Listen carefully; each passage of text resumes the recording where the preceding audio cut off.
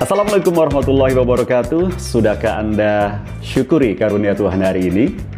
Jangan lupa untuk selalu bersyukur dan bahagia, karena hati yang bahagia akan membuat rezeki datang lebih mudah. Insya Allah, amin. Ketemu lagi bersama dengan saya Dahri Iswanto, dan di segmen kali ini saya bakal sharing tentang teknik dasar public speaking. Are you ready? Check it out.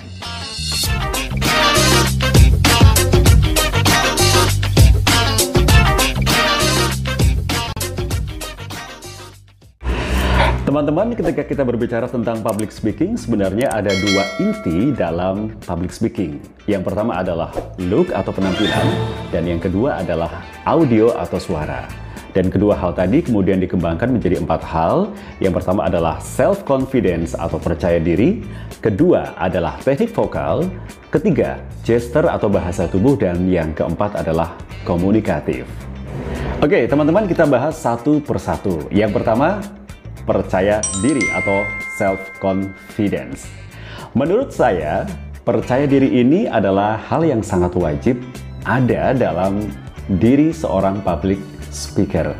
Percaya diri ini adalah semacam keyakinan bahwa kita itu mampu berbicara dengan baik, benar, dan kita mampu mempengaruhi audiens. Ada dua hal yang bisa dilakukan untuk membangun kepercayaan diri seorang public speaker. Yang pertama adalah latihan. Jadi sebelum tampil, kita harus mempersiapkan semuanya, dan kita melakukan latihan selayaknya kita sedang tampil di hadapan audiens saat itu. Kemudian yang kedua adalah jam terbang. Dalam aturan public speaking atau dalam aturan apapun, ketika kita sudah punya jam terbang minimal 10.000 jam terbang, maka kita akan menjadi seorang expert atau ahli. Jadi kalau misalnya Anda baru tampil 1-2 kali, maka adalah hal yang wajar ketika Anda masih mengalami kegagalan-kegagalan dalam public speaking. Tapi satu yang penting adalah ketika Anda merasa percaya diri dan Anda mempersiapkan, maka insya Allah Anda akan sukses tampil di hadapan audiens. Anda akan tampil dengan baik, benar, dan mampu mempengaruhi audiens. Yang kedua adalah teknik vokal. Oke. Teknik vokal ini ada beberapa hal yang harus kita kuasai. Yang pertama, kita harus menguasai pengetahuan tentang volume atau keras lemahnya suara kita. Jadi ketika kita berbicara di depan audiens, kita harus memperhatikan volume suara kita. Ketika kita sedang menjadi seorang MC atau public speaker di lapangan terbuka dan mungkin tidak ada pengeras suara, maka kita harus mengeraskan volume kita. Tapi ketika kita berada di sebuah ruangan yang tertutup dan sound systemnya itu juga cukup memadai, maka kita tidak perlu berteriak-teriak gitu ya. Jadi kalau kita sebagai seorang public speaker, kita harus memahami kondisi lapangan nih. Kalau misalnya memang kita perlu dengan volume yang keras, maka gunakanlah volume yang keras. Tapi kalau memang kita tidak perlu, maka cukup kita mainkan dalam volume yang rendah. Teknik vokal yang kedua yaitu artikulasi atau kejelasan dalam mengucapkan sebuah kata atau juga kalimat. Nah, ini bisa dilakukan dengan latihan sebelum tampil. Kita melakukan latihan seperti ini. A, I, U, E, O. A, I, U, E, O. Jadi kalau misalnya bunyi A adalah mulut dilebarkan A. Kemudian kalau bunyi I, mulut agak dimingkupkan atau disempitkan I. Kemudian kalau U, mulut agak dimonyongkan ya. U. Kemudian kalau E, bibirnya kita tarik ke samping ya, E. Dan kalau O, mulut kita bentuk seperti lingkaran O. Nah, itu lakukan latihan sebelum tampil, kurang lebih 5 sampai dengan 10 menit. Lakukan dengan mengucapkan A, I, U, E, O. A, I, U, E, O.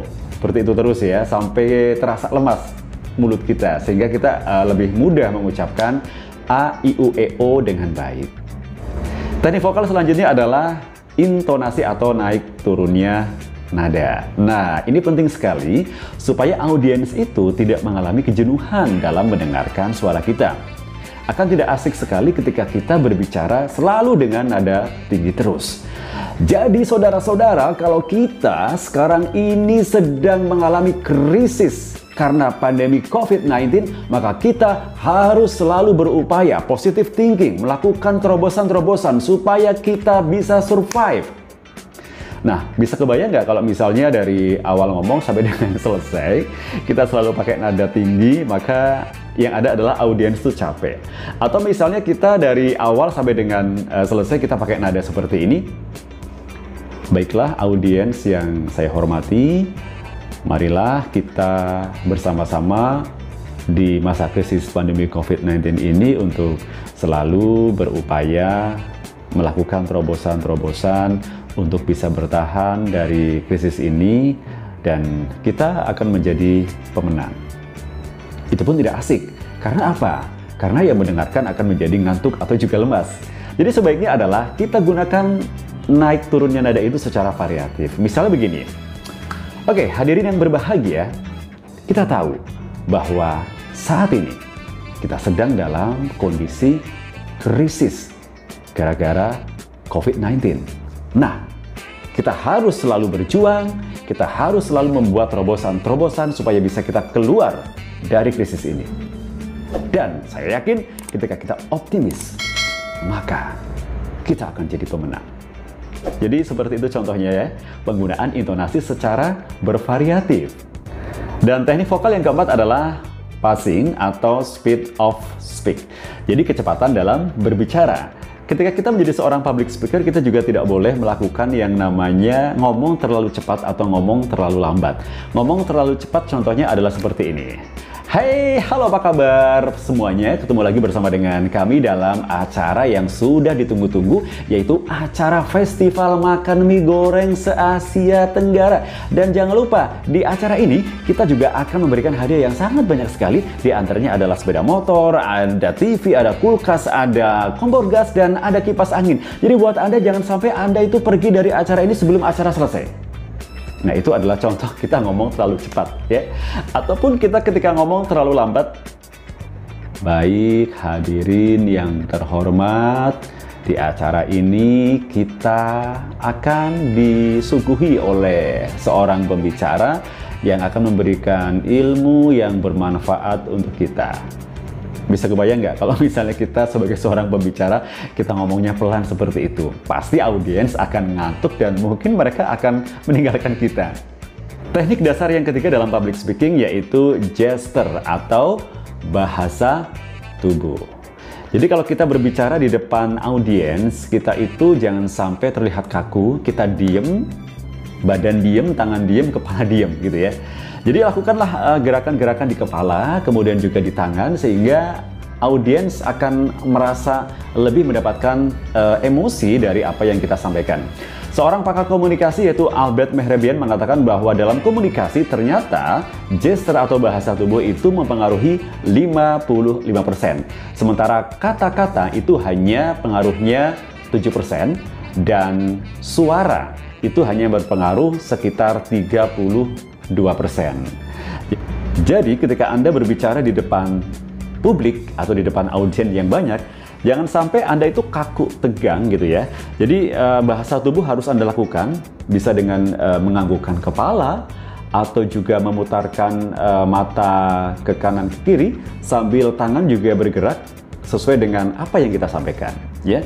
Jadi sekali lagi, gesture ini sangat penting sekali karena berpengaruh 55% dalam public speaking. Teknik dasar seorang public speaker yang harus dikuasai adalah komunikatif. Sebagai seorang public speaker, akan sangat lucu ketika Anda ternyata fokus kepada diri Anda sendiri. Remember, public speaking, it's not about speaker, but about audience. Jadi kita harus memahami audiensnya kita itu siapa dan bagaimana kita bisa merawat mereka.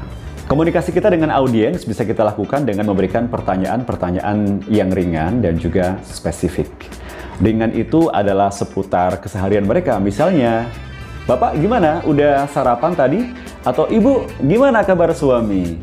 Dan hal yang spesifik misalnya adalah selamat datang untuk Mas Kebumen 2019 di acara Gathering malam ini. Jadi ketika kita memberikan perlakuan yang spesifik kepada audiens, maka mereka akan merasa dispesialkan. Dan itu akan membuat mereka tuh lebih nyaman dengan kita. Oke? Nah, yang tidak kalah penting ketika Anda sebagai seorang public speaker, Anda selingi dengan humor-humor ringan, ya. Kalau misalnya Anda memang merasa tidak punya selera humor, coba Anda bisa belajar dengan membuka materi-materi humor di channel YouTube Stand Up Comedy, atau Anda bisa juga googling materi-materi humor-humor ringan yang bisa membuat suasana Anda dengan audiens itu menjadi lebih cair. Oke teman-teman, itu dia tadi sharing saya tentang teknik dasar dalam public speaking. Yang pertama, sekali lagi, public speaking ini adalah tentang look atau penampilan dan juga audio atau suara. Kemudian dikembangkan menjadi yang pertama adalah Anda harus percaya diri.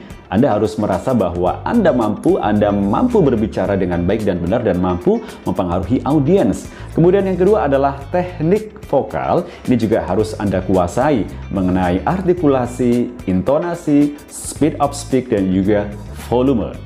Yang ketiga adalah gesture atau bahasa tubuh. Ini sangat penting sekali karena berpengaruh dalam komunikasi sebanyak 55%. Dan yang terakhir yaitu komunikatif. Anda harus mampu menjalin komunikasi dengan baik dengan audiens.